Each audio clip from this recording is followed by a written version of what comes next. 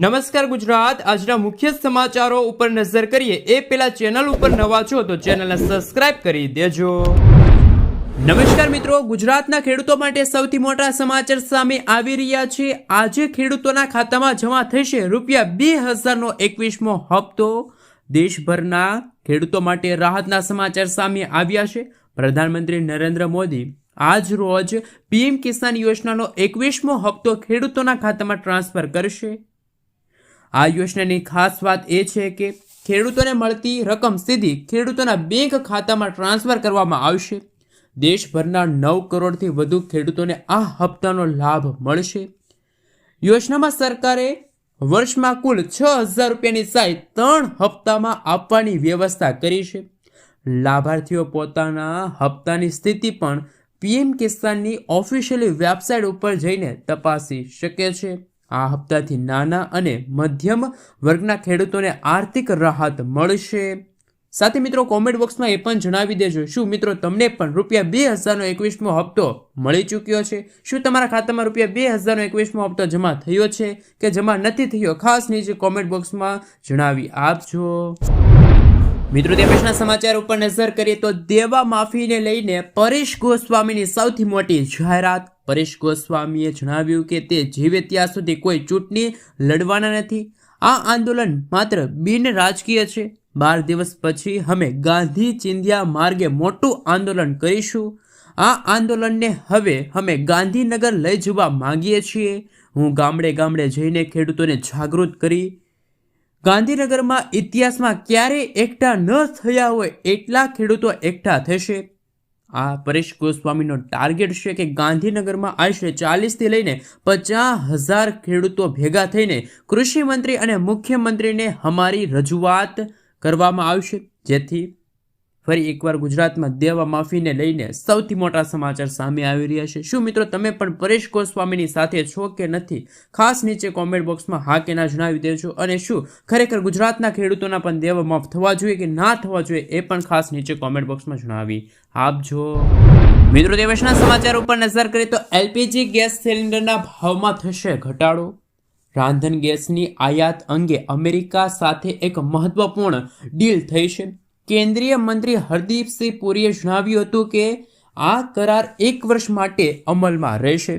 આ કરાર હેઠળ ભારતીય કંપનીઓ વર્ષ 2026માં અમેરિકાથી 2.2 મિલિયન ટન ગેસ આયાત કરશે। આ ભારતનું કુલ વાર્ષિક આયાતના 10% છે। આ જનતાઓને સસ્તું રાંધણ ગેસ પૂરો પાડવા તરફનું એક પગલું ગણવામાં આવ્યું છે અને એમ પણ જણાવવામાં આવ્યું છે કે ઉજ્જવલા યોજના હેઠળ 500થી લઈને ₹550માં એલપીજી ગેસ સિલિન્ડર છે એ પૂરો પાડી રહ્યા છીએ। તો આવનારા દિવસોમાં હજુ પણ એલપીજી ગેસ સિલિન્ડરના ભાવમાં છે મિત્રો ઘટાડો થઈ શકે છે। મિત્રો, તે પછીના સમાચાર ઉપર નજર કરીએ તો સૌથી મોટા સમાચાર સામે આવી રહ્યા છે। રાશન કાર્ડ ધારકોને લઈને અગત્યના સમાચાર। સરકારે મફત માસિક રાશન યોજના હેઠળ રાશન કાર્ડમાંથી 2 કરોડ લોકોના નામ દૂર કર્યા છે। આ કાર્યવાહી છેલ્લા 4 થી 5 મહિનામાં કરવામાં આવી છે। રાશન કાર્ડમાંથી દૂર કરાયેલા લોકો આ યોજના માટે પાત્ર ન હતા।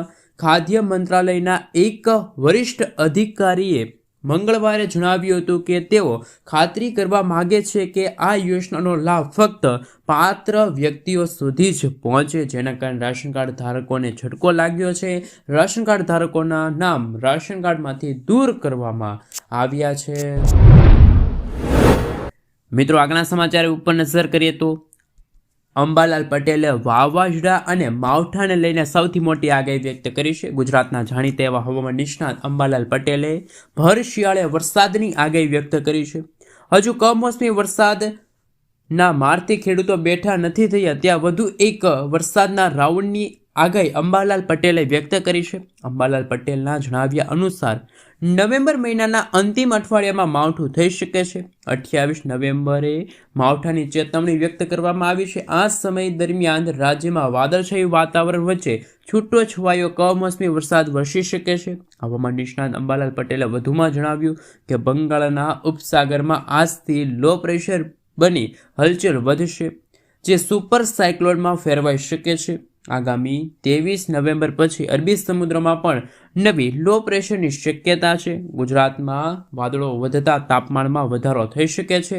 નવેમ્બર મહિનાના અંતિમ અથવા તો ડિસેમ્બર મહિનાની શરૂઆત સાથે ગુજરાતમાં ભર શિયાળે ચોમાસા જેવો માહોલ, કમોસમી વરસાદ અને વાવાઝોડા સાથે વરસાદની શક્યતા રહેશે, જેના કારણે ખેડૂતો અને માછીમારો સાવધાન રહે. મિત્રો, ત્યાં પછીના સમાચાર ઉપર નજર કરીએ તો ખેડૂતો માટે સૌથી મોટા સમાચાર સામે આવી રહ્યા છે. રાજ્ય સરકારે કમોસમી વરસાદથી થયેલા વ્યાપક પાક નુકસાન સામે ખેડૂતોને મોટી રાહત આપવા માટે 10,000 કરોડ રૂપિયાના ઐતિહાસિક કૃષિ રાહત પેકેજની જાહેરાત કરી છે.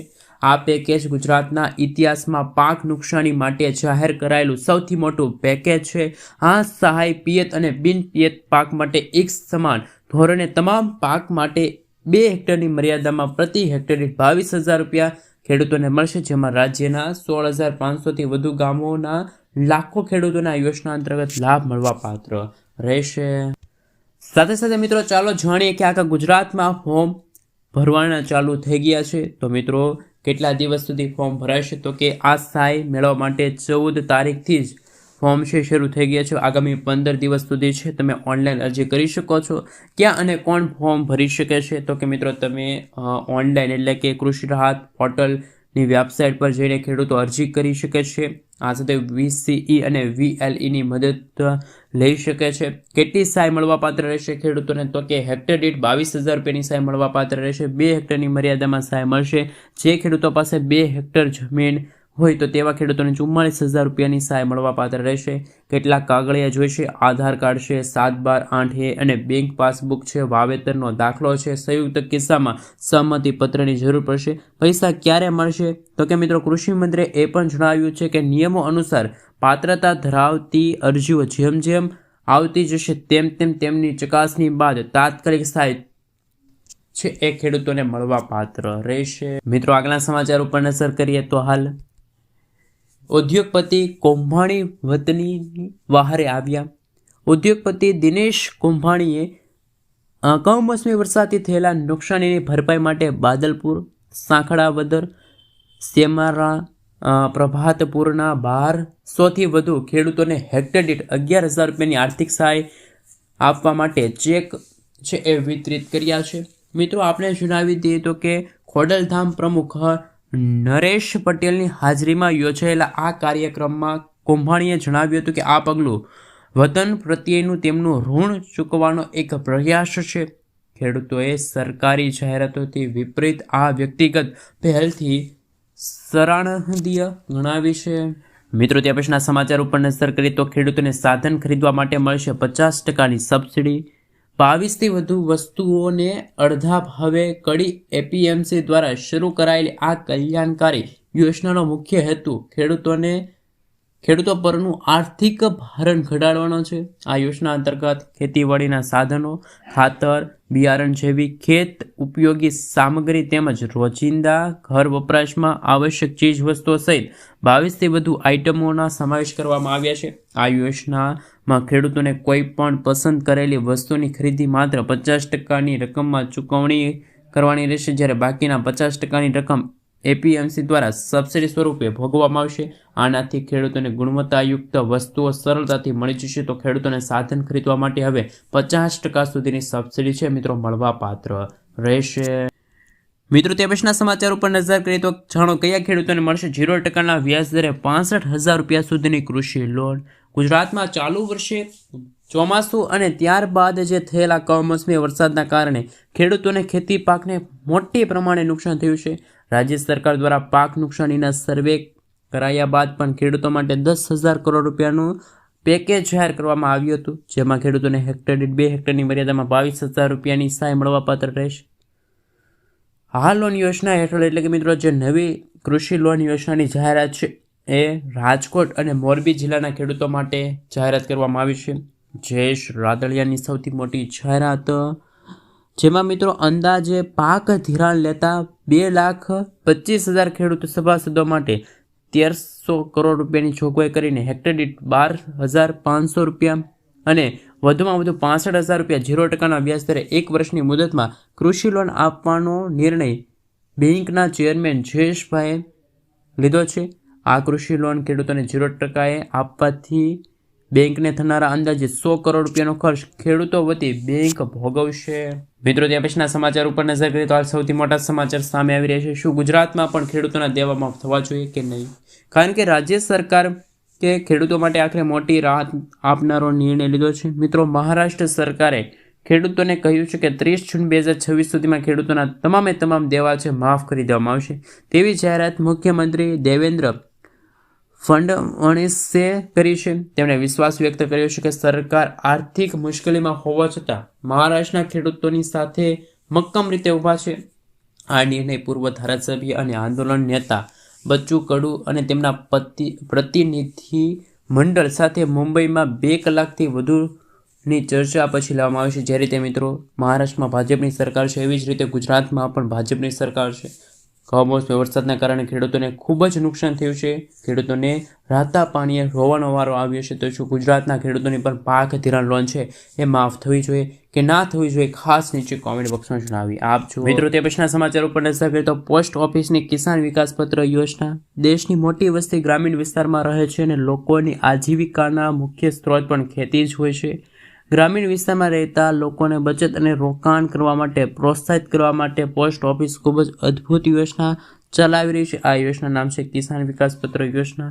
આ યોજનામાં તમે રકમ રોકાણ કરો છો તો લગભગ 115 મહિનામાં તમારી રકમ બમણી થઈ જશે. તો તમે કિસાન વિકાસ પત્રમાં યોજના અંતર્ગત જો ખાતું ખોલાવો છો અને 5 લાખ રૂપિયા જો આ યોજનામાં રોકાણ કરો છો તો 115 મહિના પછી તમારા રૂપિયા 10 લાખ રૂપિયા થઈ જશે. કિસાન વિકાસ પત્ર યોજનામાં વ્યાજ દર ચક્રવૃદ્ધિના આધારે ગણવામાં આવે છે. જો તમે પણ યોજનામાં રોકાણ કરવા માંગો છો તો આ સૌપ્રથમ તમારી નજીકની પોસ્ટ ઓફિસમાં તમારે જવું પડશે. ત્યાં તમારે તમારું ખાતું ખોલાવવું પડશે અને તમારું રોકાણ છે એ કરવું પડશે.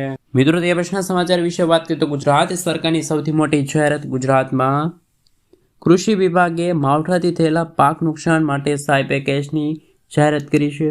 ઠરાવ જાહેર થયો છે. માવઠાથી અસરગ્રસ્ત જિલ્લાના ખેડૂતો તાલુકાઓની યાદી પણ સામેલ છે. નિયમો અનુસાર જે ખેડૂતને 33% કે તેથી પાકને વધારે નુકસાન થયું હોય તેવા ખેડૂતોને સહાય મળવાપાત્ર રહેશે. સૌથી મહત્વની વાત એ છે કે જે અસરગ્રસ્ત ખેડૂત છે, ખાતેદાર છે કે જેમને ઓછામાં ઓછા 5,000 રૂપિયાની આર્થિક સહાય તો મળવાની જ છે, જેમને આર્થિક ટેકો પણ પૂરો પડશે.